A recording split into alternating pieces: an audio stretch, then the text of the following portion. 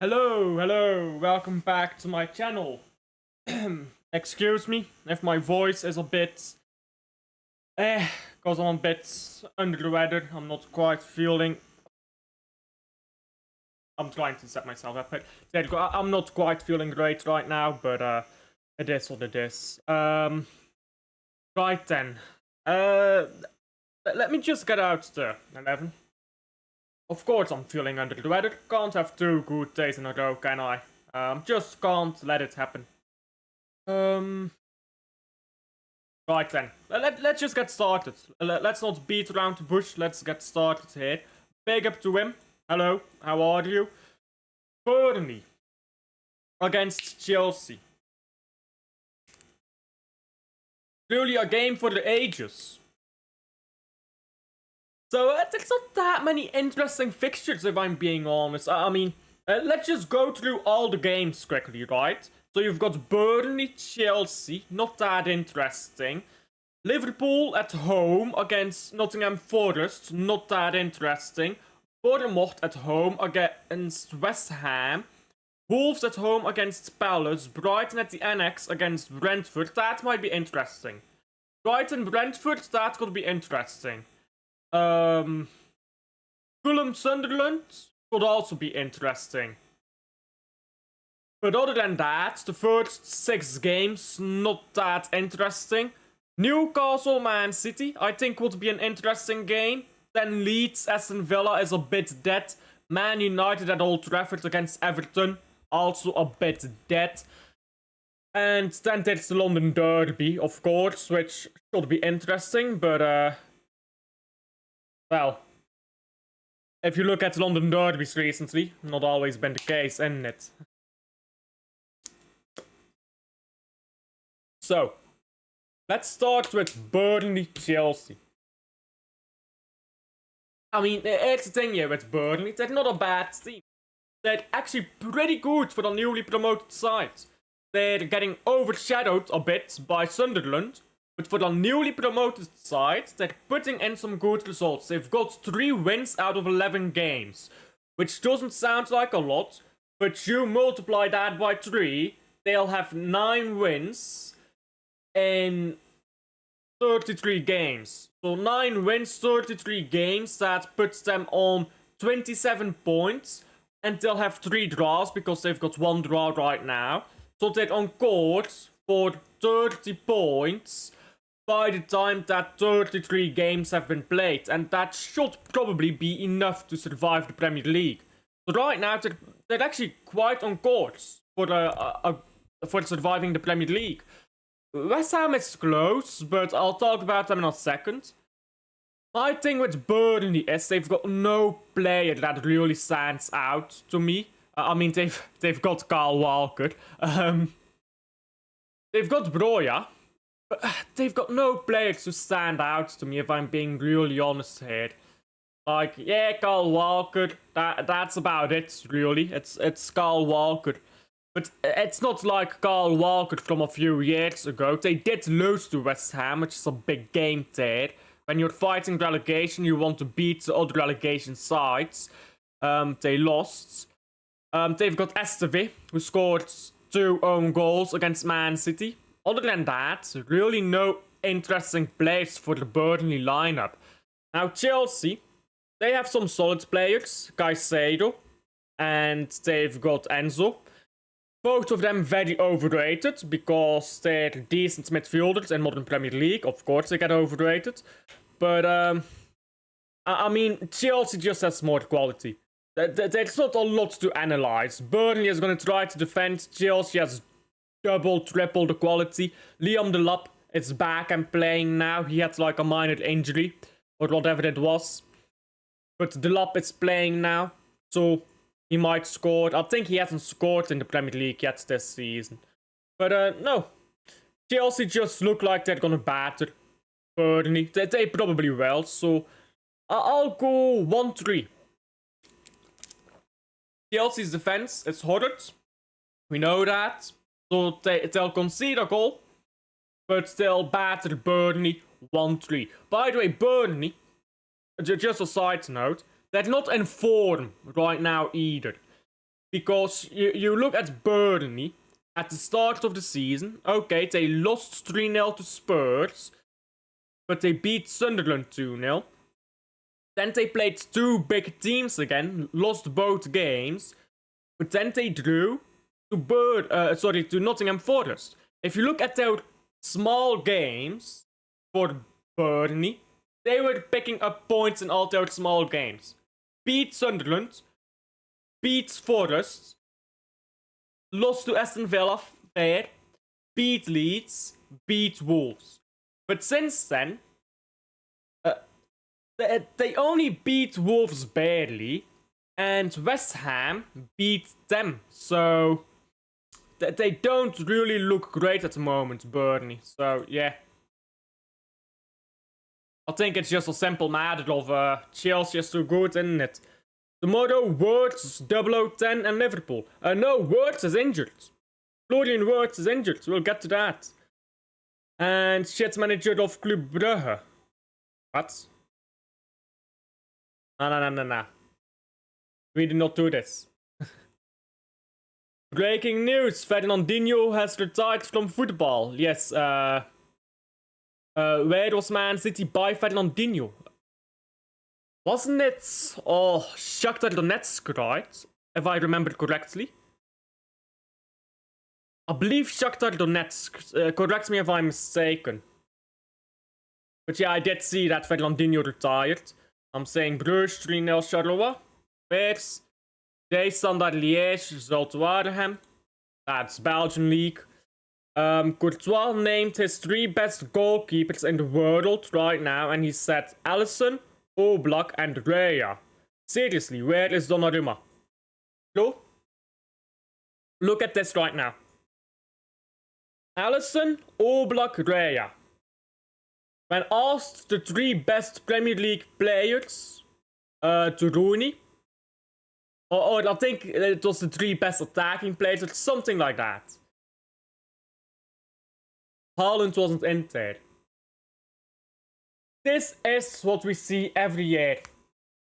Man City does not have good players.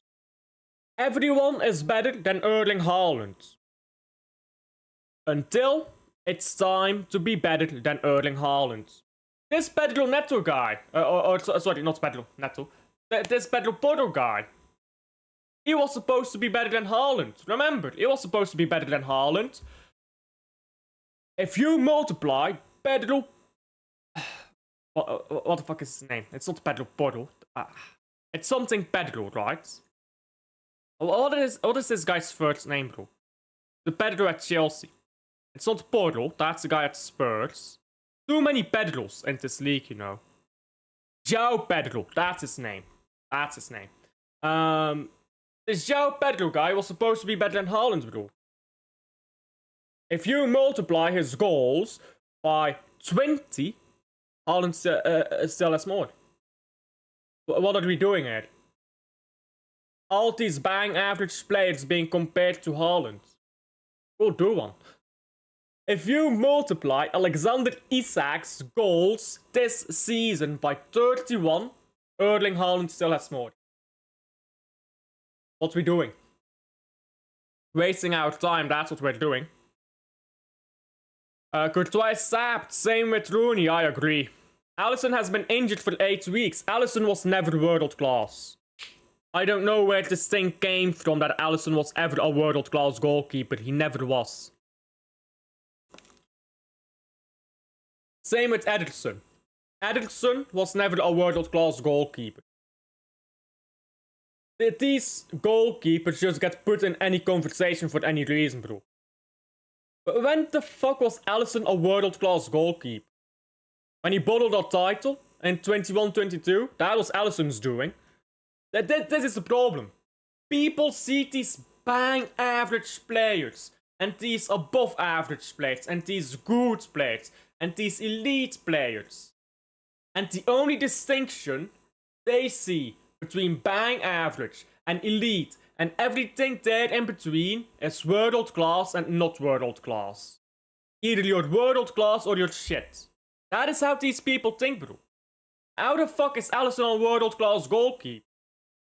You can't be a world-class goalkeeper if you're not putting in the shifts that Courtois, Neuer, Buffon did in their prime. If I put a goalkeeper up against prime Courtois and you laugh at my face, it means they're not world-class. When I put prime Courtois in a conversation with prime Buffon, I don't look stupid. You might disagree over who is the better one, but you don't look stupid for saying it. When you put prime Alisson in a conversation with prime Buffon, you get laughed at. This is the problem with the word world class. Anything is world class if you have fuck all standards in it. If you call Doku world class, if you call Foden, Palmer, Saka, all these players world class, it just tells me you have a very low bar for world class. This is the problem with these words, bro. Yeah, Scott Parker. Okay, yeah, he was shit. Oh, is Scott Parker at Burnley now? Aye. Yeah, they're gonna get spanked, bro. Aye. Anyhow, forget Burnley. We're moving on from them lots. Tomorrow, Barcelona Camp Nou. Oh, back at Camp Nou. They were out of it for a while because they were like rebuilding it or whatever. Tomorrow, Ajax Fraudulent FC against Excelsior. Yeah, they've not won 2 games in a row this season. Aye. Even Man United is better. Literally. Anyhow. Liverpool against Nottingham Forest. Not the most interesting game either, if you ask me. I think a lot of these games are gonna be boring, to be honest. Especially the Saturday games. There's a few decent games on Sunday. 2. No, wait, the Man United game is on Monday. Why is the Man United game on Monday? The fuck is this? Okay, whatever. So there's one good game on Sunday. There's 2 good games, I think, tomorrow, but they're at the same time, which is also annoying. A lot of these games are going to be boring, though. Liverpool against Forest. What is Forest really gonna do? Here's the thing. Here's the thing with Liverpool. They had that two good games against Aston Villa and against Real Madrid. But then they went to the Etihad, got spread apart, bent over, spanked to bits, and like, you're nowhere near, are you? You're nowhere near Man City. And apparently Man City is shit, because all our players are shit. So, yeah, they got that Fugazi win against a shitty Madrid team, and they beat Aston Villa, and that is fair, that deserves praise. But I'm like, where is Liverpool at right now? Wirtz injured as well. Honestly, that's a help for Liverpool. If they can bench Wirtz because he's injured, that helps them. Because when they play with Wirtz, they have to play Curtis Jones or the system does not work. Because they need someone to take that ball and bring it into Wirtz. And Curtis Jones is the one who does that. When Wirtz is dropped entirely, now you put in Gravenberg, who I don't think he's back yet actually. Szoboszlai, let me check on Gravenberg's injury. You put in Szoboszlai, I mean he goes in anyhow, and you put in McAllister. And now you've got a way better team. If you drop Wirtz, you've got a better team for Liverpool. So, I don't think Wirtz being injured is a big problem for them. Ekitike is also fine to start, so I think he's the better player of the lot. Gravenberg is indeed back to play. Right back might be a bit scuffed since all their right backs are injured, but they'll be fine, I think, on right back. Their main problem, I think, is the goalkeeper. Because right now they've got Marmadishvili in goal. That's not a good goalkeeper. Right back is going to be scuffed, but we know that from Liverpool. That's been a problem of theirs for years. But, I mean, this is a Sean Dyche team.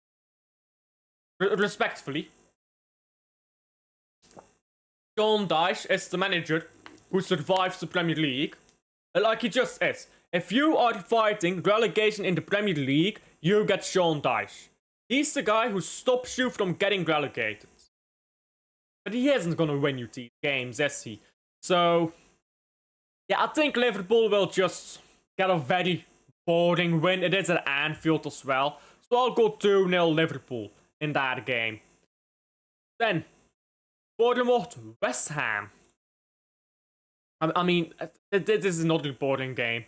Tomorrow, Sean Dyche against Prime, against Arne Slot. Prime Dyche against Bald Frauds. Well, Sean Dyche is bald as well. Tomorrow, Bruges streams are back. I do just need to check what hour Bruges played though. Hope it's not too early. Okay, it's in the evening. I like that. I prefer doing watch-longs in the evening. I hate early kickoff, man. I prefer watching football early in the or late in the evening. Sorry, not early in the morning. Yeah, Milan derby, but those clubs are finished. Like, look at the Chelsea game. 1:30 in the morning. For me, if you're from England, that's 12:30. Who the fuck is watching football at noon, bro? Like, nah, bro, you're eating. Like, this early kickoff stuff, yeah, it's so scuffed.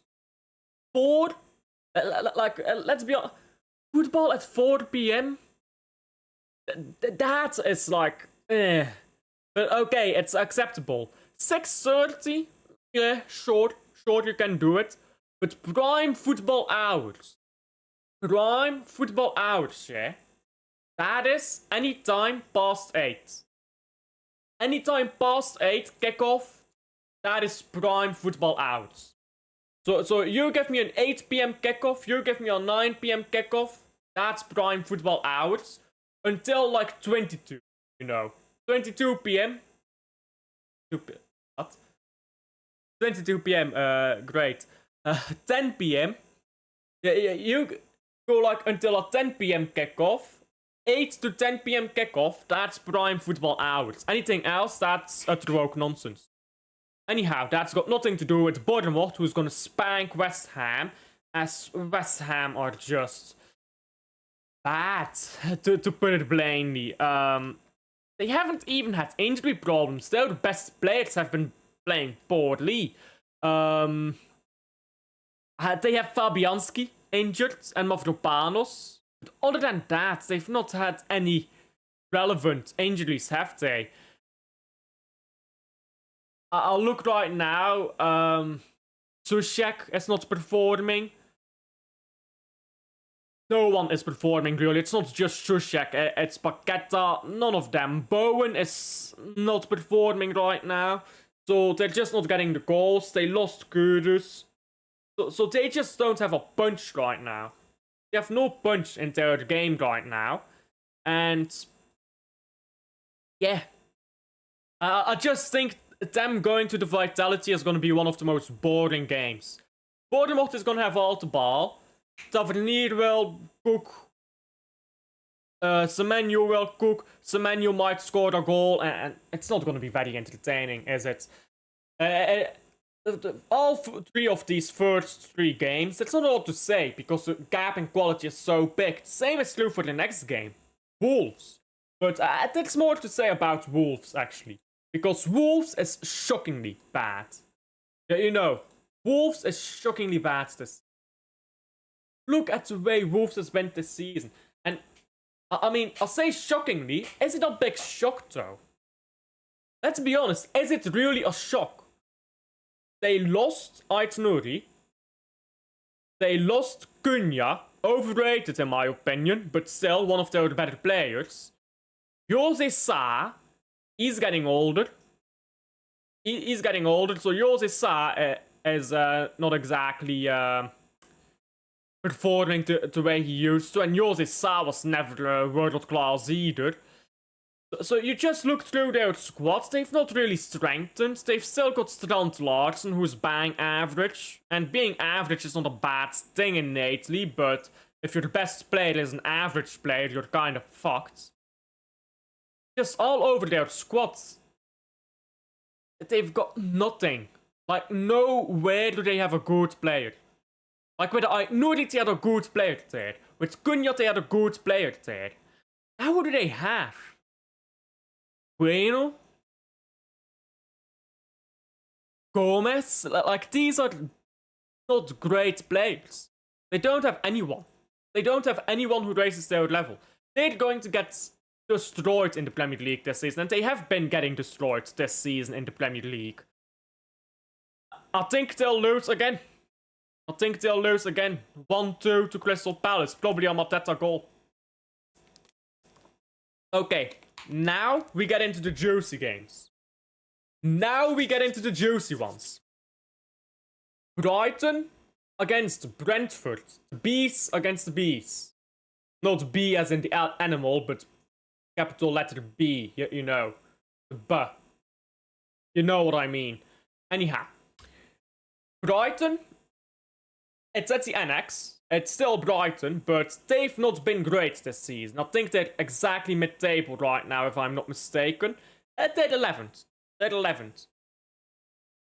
I don't know how they're 11th, to be honest. I feel like every game I've watched of them, they've lost. They've got 4 wins, 4... Well, they beat us, but we don't talk about that. 4 wins, 4 losses, 3 draws. Now, I just want to see the games here of Brighton. So they drew Crystal Palace, of course. They beat Leeds, but you're expected to beat Leeds. They lost to Man United. They barely beat a struggling Newcastle. And they drew Wolves. Like, that set of games is not very good. But then they do beat Chelsea 1-3. And they draw Spurs 2-2. So, like, sometimes maybe good, sometimes maybe shit. You know what I'm saying? Now, I'm just gonna quickly, if you look at the Brighton team, though, they've got Baleba in there, of course. That's the one who everyone always talks about, Baleba. But here's the thing about Baleba, yeah? He's very good in winning the ball back, but he's terrible on the ball. This is the problem with any defensive midfielder that is not Nico Gonzalez or Rodri. They can't do both. You know why Rodri won the Ballon d'Or? Because he can play as an 8, and he can play as a 6, and he can do both roles, and he can hold the 6 alone, he can pass, distribute, score, attack, defend, intercept, dictate, he can do all of it. That is what a world-class 6 is.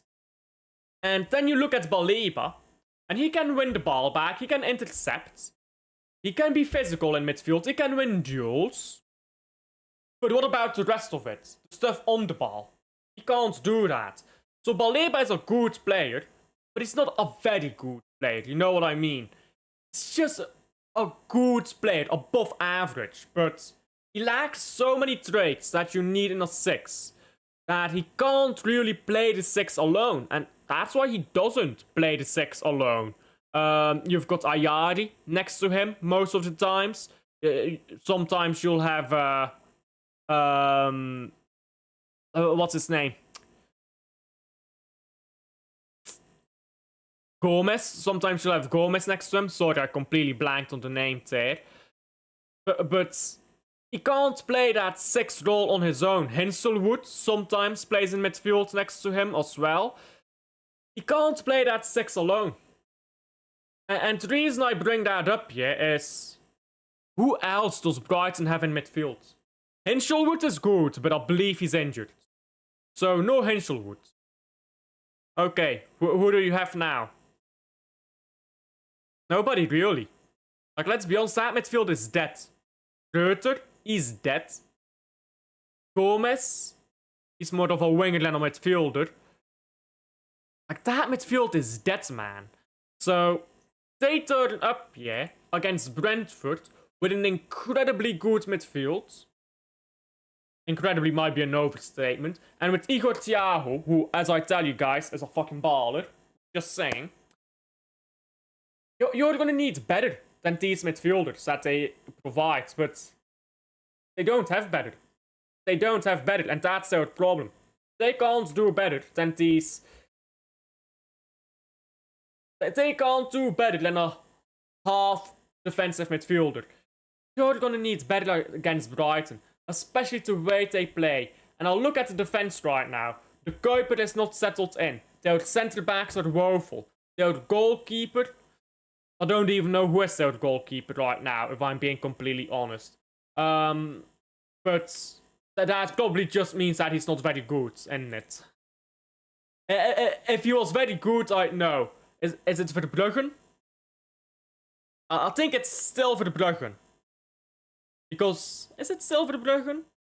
Or is he gone? It might be for the Bruggen, actually. It's for the Bruggen, probably. But even then, for the Bruggen is an inconsistent goalkeeper. Van Hekke, not playing very well this season. I don't know. I feel like this Brighton team is just not clicking. But somehow they do have the points. This is the thing, yeah. This Brighton team is not clicking, but they do have the points. They have 16 points, which is the same as Brentford.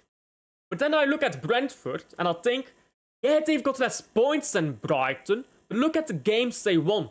They beat Newcastle 3-1. They beat Liverpool 3-2.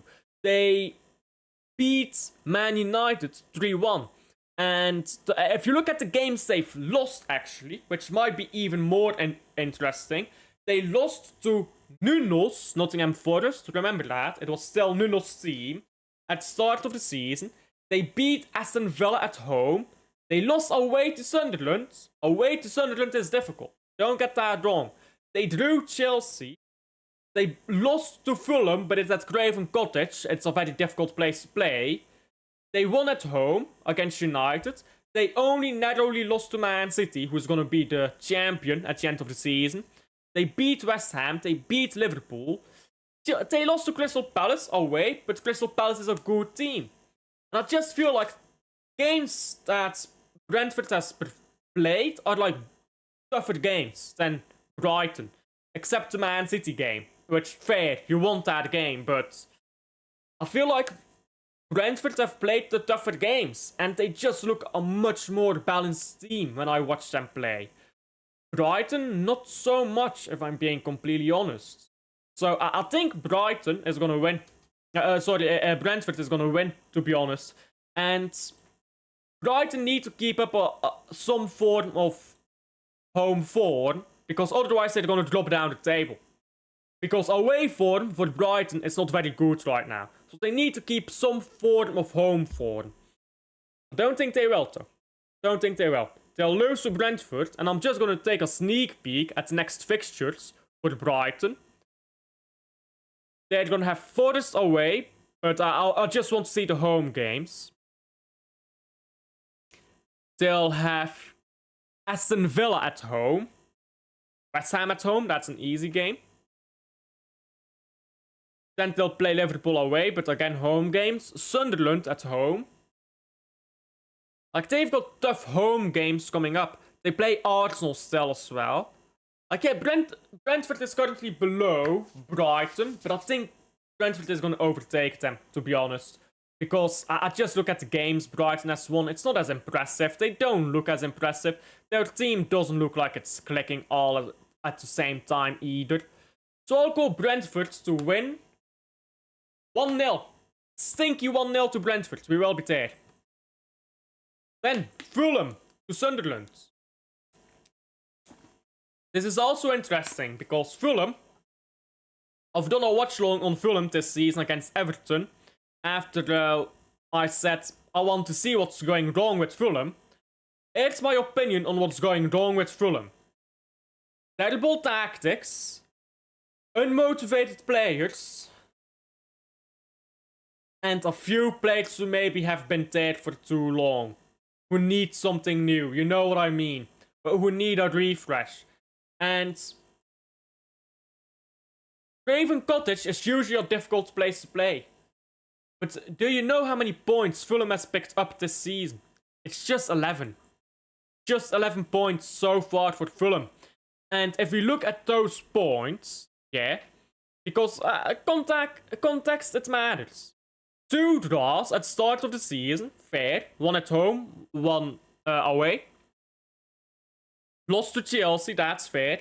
They barely beat Leeds. They spanked Brentford. Then they lost to Aston Villa 3-1. Then they lost to Bournemouth 3-1. They lost to Arsenal. They lost to Newcastle. They beat Wolves. And they lost to Everton. So they had an okay start to the season. they've dropped a lot of points elsewhere this season. This team is just not clicking right now. That's the thing. Again, the tactics are terrible. When I watched Fulham against Everton, it was just so much space. And the space was created because of the way the midfield and the defensive line interacted, or more accurately, how the midfield and the defensive line did not at all interact. There was no interaction between midfield and the defense. And I mean, that's just sport. I mean, it's one game I've watched, but I mean, if I'm observing that in just one game, professional managers are going to see that. And it makes them very easy to play through right now. You play balls over the top against Fulham, they'll probably clear it. But why bother with balls over the top? You've got so much space in the middle. You don't need to get balls out wide, you don't need to cross balls in, you don't need to put balls over the top. You just go through Fulham right now. You can just walk through them at the moment. And I feel like Sunderland, with the midfield they have, Diarra, Sadiki, Xhaka, I praise them enough and I will continue praising them. They'll walk through that, but still have to put respect on Craven Cottage. I'd say you have to put respect on Craven Cottage. And there's always the argument that Sunderland is starting good but will fall off. There's always that argument. And there's also the argument Fulham will bounce back because Scream rises to the top. And Fulham, if you go player for player, probably should be better than Sunderland. Probably. I mean, Bernd Leno is a better goalkeeper than Roofs. Let's go player by player, yeah? Bernd Leno is better than Roofs. Castagne is better than Sunderland's right back. Anderson and Granger are solid centre backs. You've also got, what's his name? Bossy, solid centre back. Tete, very good right back whenever he comes back. Sessional, yeah, he's there. Berger, Kearney, these are good players. These are very good players in my opinion. Emil Smith-Rowe, a very solid player there in midfield. So they've got a very solid midfield. Harry Wilson, maybe their weakest attacking player. Then you've got Jimenez, I don't know. But Raul Jimenez. And then they play Iwobi on the left. They've got good players. It's not that yet. They've got good players, but it's just not... Players aren't performing. I don't know, what is it that's not going well? The players aren't performing, the manager isn't performing, nobody's getting a tick out of each other right now, and the usual Craven Cottage, which usually is very strong, isn't looking all that strong right now this season. So, I don't know. I don't know what that is, to be honest. But... you still have to respect them. You've got the better players there, but they're not showing it right now. And if they don't show it, what does it matter, right? So yeah. I'll go Brentford 1-1. I'll go 1-1 between... Yeah. I'll go 1-1 between Fulham and Brentford. Because I think you have to respect Craven Cottage. Then, Newcastle against Man City. Listen, I'm gonna... by the way, I'm live tomorrow for Man City against Fulham. Live every day for Man City. Or, well, every match day for Man City. So, I'm gonna go more in depth about the game in my preview, which I'm gonna do tomorrow in my live stream as well. But to just summarize... Man City has Erling Haaland. Best striker in the world. If you think Kane, I'm sorry, go play with your toys over there and don't talk to me. Erling Haaland, best striker in the world. Ryan Cherky, best creative player in the Premier League. By a mile. If you right now, yeah, if you take the numbers that Sherky is putting up and give him as many minutes as Bernardo Silva last season, he will get 26 assists in the Premier League season. So of course that is a small sample size, and will that keep up? Probably not, but this guy is an elite creator. And he's gonna assist Erling Haaland to break that record at St. James's Park tomorrow. I was gonna say on Sunday, but it's tomorrow. Tomorrow, Sherky assist, Haaland goal, Alan Shearer's record broken at St. James's Park. Best attacker, best striker, best player in the world, best creative player in the world. Foden is back, but people don't want to hear it, but Foden is back. You've got Doku right now. One game may be good, one game may be shit, one game may be good, but listen, you get a good game out of him, you get one of the best players in the world, quite frankly. Then you look at the midfield. Gonzalez. He'll bully you off the ball. Factually speaking, the best defensive midfielder in the Premier League. Factually speaking, look at the statistics. Factually speaking also, one of the best passers in the Premier League. Factually speaking, a good striker off the ball. He has got that full defensive midfield package. You know when I talk about Declan Rice, good off the ball, shit on the ball.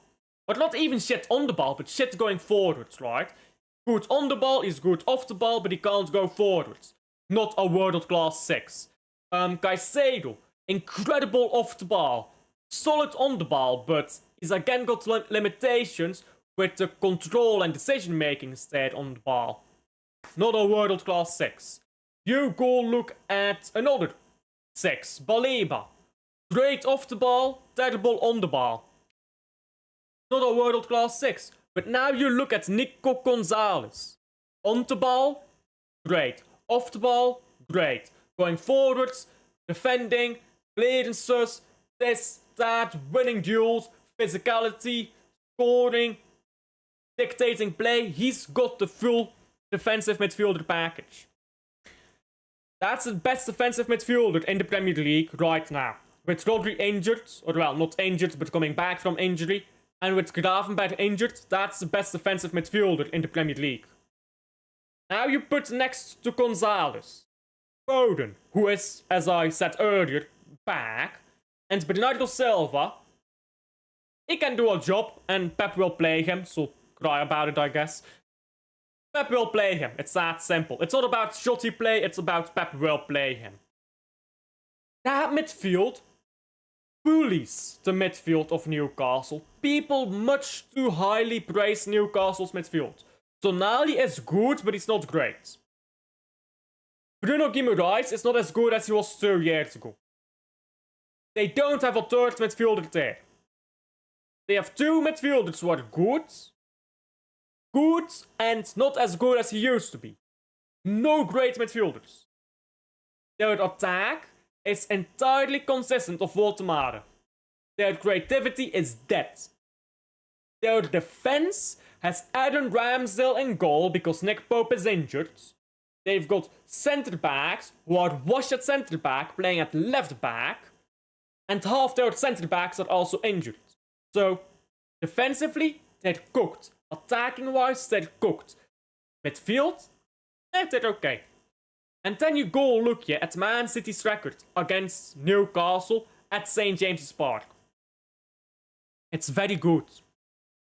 Oh, but in recent years, Newcastle was playing good. If you look at Man City against Newcastle, when Newcastle is in poor form, factually speaking, Man City wins. Almost every time. So, what does that say, eh? What does that say? Man City is gonna batter these. That's what it says. Maybe not batter them, but Man City is gonna win. Listen, people don't want to hear it. I was on a show yesterday and people were telling me that Gonzalez is not in a combined best 11 this season. Okay. We will hear the talk in January. Talk is talk. Isn't it? Talk is talk. But when it's time to actually do the work, can you do the work? Man City can do the work. People don't want to hear it. Hey, okay. Isaac is better than Haaland. Okay. You can have Isaac, the best striker in the world. You can have Florian Wirtz better than Cherki. You can have Gabriel better than Diaz and Saliba better than Vardiol. You can have that. You can have that. But talk is talk. How about you do the work? And let me tell you guys, yeah, when it comes down to doing the work, Donnarumma is the best goalkeeper in the world, or Courtois. Pick your choice. I'm fine with either. Right back, Matheus Nunes is stepping up. That's just a fact. Centre backs, Man City has the best pairing in the Premier League. If you think Arsenal, we'll get to them later, but if you think Arsenal, you fundamentally do not understand football, or you have not watched them but you just look at statistics, and I'll tell you why in a second. If you look at left back, O'Reilly is an England international and much so deserved. If you look at midfield, I've detailed it already, we're spanking them. This Man City team goes to Newcastle, goes to St. James's Park, slaps 3. I'll go with 3-0. 3-0 Man City. Because I don't think we concede, bro. I don't think we concede. But people don't want to hear it. Oh, you're delusional. Oh, you rate City highly. Oh, this, oh, that. Okay. Talk is talk. Let's see on the pitch. Let's see on the pitch, isn't it? Because we will be there. I will be there. I will be there. Leeds against Aston Villa. No fucking cares. Aston Villa wins 1-2. Actually, you know what? Let me talk a bit more on this one. Aston Villa has had a poor start to the season. But they're gonna climb. Listen, this is the thing with Aston Villa. Cream rises to the top. Oh, Aston Villa had a poor start. I know. But it's Aston Villa. And they've got good players. It's that simple. Aston Villa has good players. Yeah, they started out shit. But look where they finish. Look where they will finish. They've got a great manager in Unai Emery. They've got good players. They will finish high. So yeah, they had a poor start to the season. But I said that Bournemouth game, watch. That is the moment where Aston Villa will come to life. I said that in my Premier League weekend preview. And look what happened. They came to life. They came to life. And now, I'm looking at Aston Villa. I'm looking at Leeds. They're not going to lose to Leeds. Yeah, they had a poor start to the season, but listen. In fact, if you go through Aston Villa's next few games, they'll beat Leeds, they'll beat Wolves. That's 2 wins on the spin. 1 second, it's loading in here. I don't know who they play after the Wolves. So they beat Bournemouth, of course. So that's 3 wins on a row. Because they beat Bournemouth, they will beat Leeds, they'll beat Wolves. Then you go to the next game, and they play Aston Villa. Where are you? Brighton away. That's a game I think they draw. That's a game they'll draw. So, that's 3 wins and a draw in a row. Then Aston Villa, Arsenal at home. They tend to do Arsenal. Draw. So that's 3 wins, 2 draws. That's 11 points. Then you go to West Ham. They'll beat West Ham. That's 14 points. Then you fast forward to Man United. They'll probably beat Man United at home. So that's 17 points now, I believe. Or something like that. Then you go to Chelsea. They'll lose to Chelsea. So 17 points still. And then they will play Arsenal again, but this time at the Emirates, so they'll lose. So you've got 17 points. 17 points being picked up from now until the end or until the halfway point of the season. Aston Villa is currently on 18. Do 18 plus 17, yeah? You get 35 points. Let me look last season in the Premier League. Let's look last season in the Premier League, where you had to be after 19 games with 35 points. Because I bet you, 35 points last season after the 19 games is probably top 4. Match day and table. In fact, it's probably top 3. Last season, after the 19 games, 35 points.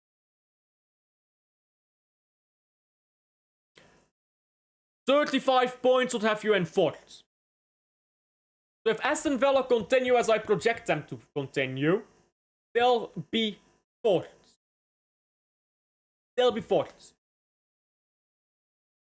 So yeah, they had a bored start to the season, but don't get it twisted, They had a bored start, but they're not a bored team.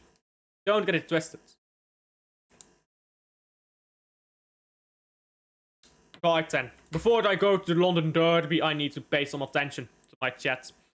John Dice utter woke nonsense. Boo, Zult red cards.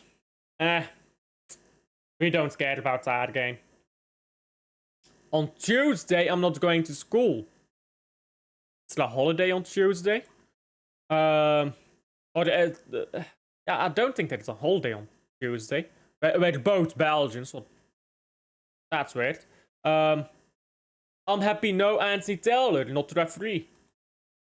You have to win your games, bro. You have to win your games. Fuck the referees. Scotland to the World Cup. Bart Verbruggen, ex-Anderlecht. Yeah, but he's not that guy, is he? Igor Thiago. Igor Thiago, mate. Yeah, subscribe to Alf. Yes, man. You stole that from Sava. Hey, but it's a good quote. I did steal that quote from Sava. That's true. But it's a good fucking quote. It's a good quote. So it's not theft. It's inspiration. We'll put it like that. As we go into the London Derby. Excuse me.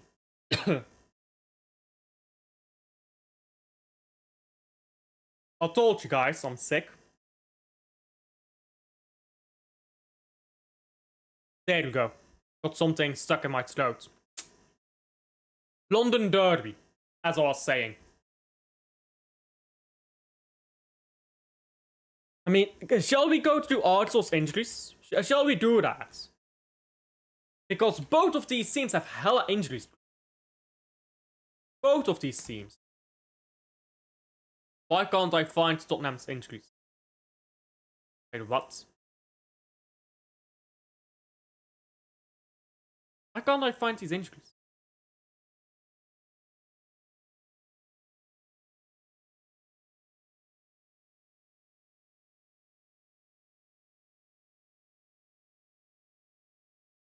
One second. For some reason, I can't find the injury list. On Premier injuries, Tottenham.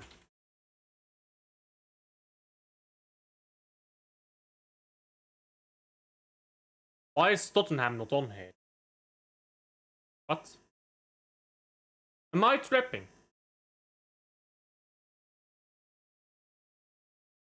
All EPL injuries. Sure. Oh, there we go. Found it. For some reason, I just got not 13 injuries. Jesus Christ. There you go. So, James Maddison, we know that. Solanke, Kulusevski, Matar Sarr, Ben Davies, Dragushin, Archie Gray, Takai, Birdval, Kudus, Kolumuani, Romero, and Bissouma are injured for Tottenham. That's pretty much their best starting 11 right there, out.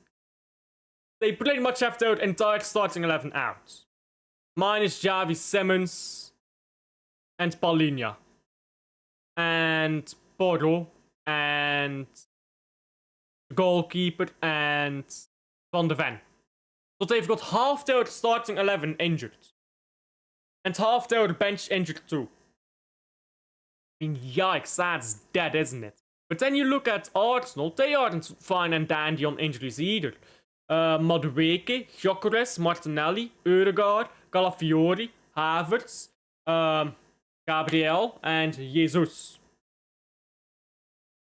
You know what the thing is here with Arsenal? And I keep saying this, and people keep not understanding it. They're not defending well. This is the thing that people need to understand about football. Defensive football and attacking football are the same thing. If you are attacking poorly, your defense is poor. And if you are defending poorly, your attack is poor. They are the same thing. If you are defending so hard, so deep in your own half, you can't get out of your own half. You can't get forwards, you can't get goals. Are you defending well? Are you defending well? Because you're keeping a clean sheet, but you're not scoring. So every game is 0-0. So you finish invincible, 0-0 every game. Nobody was entertained for starters. But you get relegated. 38 points, you probably survive nowadays, but you get pretty close to getting relegated. Are you defending well? Think about, are you defending well? Because you keep a clean sheet. Is that good defending? Is keeping a clean... What is better defending? Let me ask you this. What defending is better? You keep a clean sheet, but you have to defend all game long, and you're running back at the end of the game to keep that clean sheet and all of that. Or you win 3-0, or you're 3-0 up and you stop running, and you concede a goal and you win 4-1. Which one is better defending? Winning 4-1 or winning 3-0, but against a weaker team, and you have to sprint back to keep that 3-0 all game. You have to sprint back all game. 90 minutes, sliding challenges, 3-0 up. What is better? It's a team that doesn't fucking run like maniacs every game in the 90th minute when they're winning 3-0. If you are winning 3-0, don't defend like that. Not in the 90th minute. Don't do that. But this is the thing, yeah? Arsenal are so concerned about that clean sheet record that they have these madness ideas about defending. Saka sprinting back from the halfway line against Slavia Praha, winning 3-0 to make a sliding challenge. What are we doing here? That is not defending. You keep a clean sheet, but are you gonna keep that up for half a year? No, you're not. Gyökeres injured, Ødegaard injured, Havertz injured. All because your attackers are required to run back, sprint back to keep the clean sheet. That is not defending. It is not defending. It is terrible defending. Because you are keeping a clean sheet at the cost of your attack. That is not good defending. Arsenal is not good at defending. They're not. But they give the illusion that they are. But they'll burn out. They're kind of burning out right now. I think Spurs is the lucky game at the right time. Big up to Ethan. I think Spurs is the right game at the right time for Arsenal to win it. But I would not be surprised if they drop points to Spurs. Genuinely. People overrate these Arsenal players. We have seen it this is the 4th season in a row. Last season, started off well, burned out. The season before that, started out well, burned out. The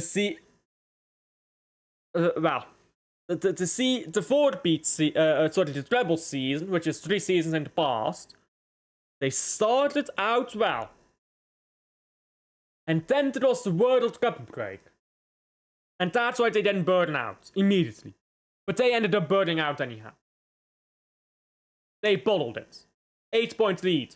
Gone.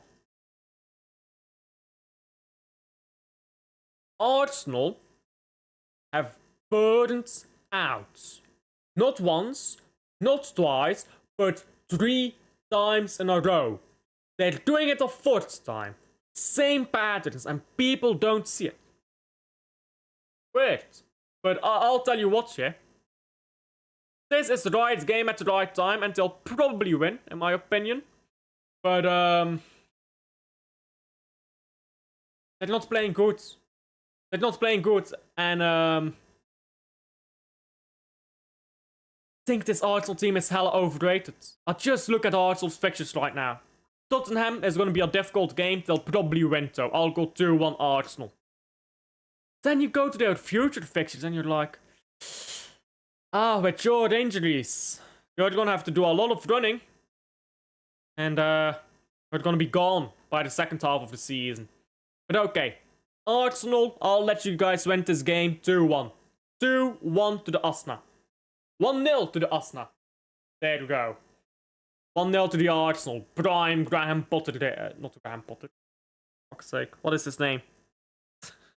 Not Graham Potter. George Graham. That's his name. Prime George Graham days. Man United against Everton is the last game. You know what, yeah? You know what? With Man United right now,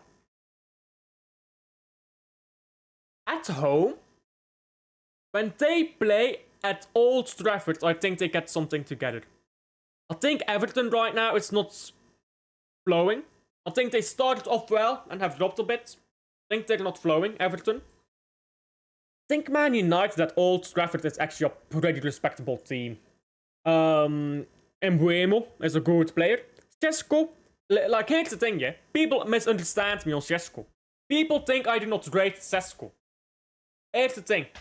Cesco is a very good player, but he's not a striker.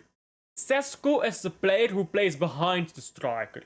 Cesco is the player who plays on the left wing and inverts. But he can't play left wing in the Premier League because he's too slow. In Bundesliga you can do that, in the Premier League you can't. So Cesco is not a bad player, but he's the wrong player for that role that they're making him do. But still, it's a good player. It's a good player in there, just not the right profile. Embuemo, good player. Cunha, overrated and not a mid-winger, but allow it. Then you look at that midfield. Bruno Fernandes is both overrated and underrated.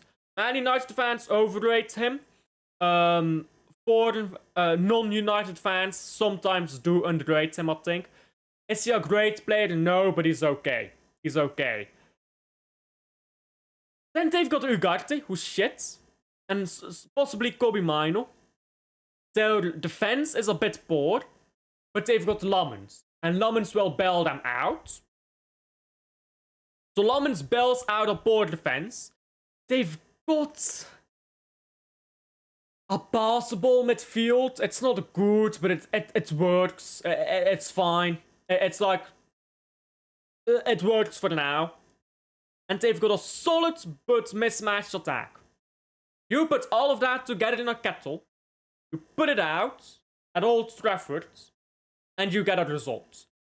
So I'll go 2-1 for the Man United. But here's the kicker. Here is the kicker, guys. Here is the kicker. 2-1 against Everton.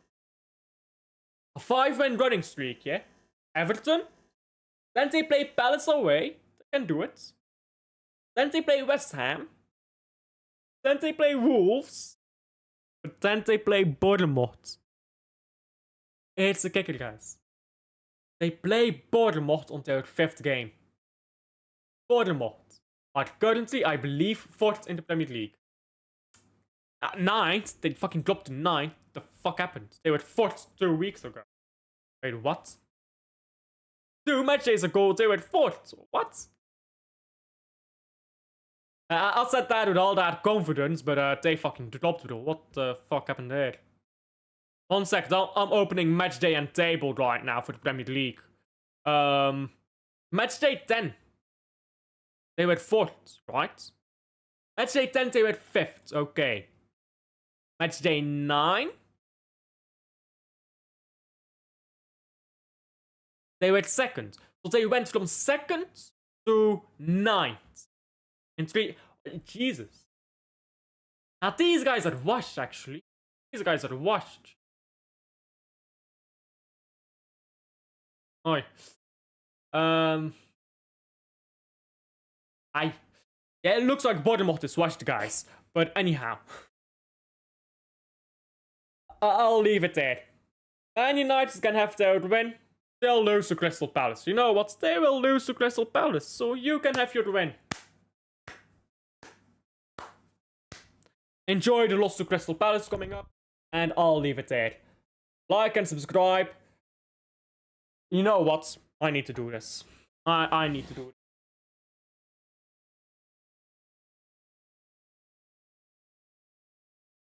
Like and subscribe. The blue shark is coming, bruv. The blue shark is coming. So like and subscribe if you haven't already for some reason. And I'll see you guys on the next one. Bye.